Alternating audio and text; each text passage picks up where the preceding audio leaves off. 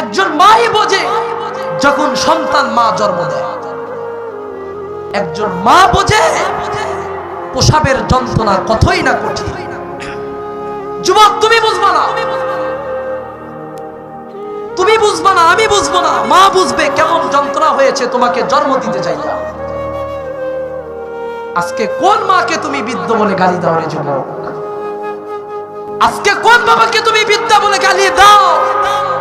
ওই বাবাকে যেই বাবা ভোরের রাত্রিতে, শীতের রাত্রিতে রিস্কা নিয়ে কাজ করার জন্য বের হয়েছে তোমাকে মানুষ করার জন্য, ওই বাবাকে তুমি বৃদ্ধ বলে গালি দাও?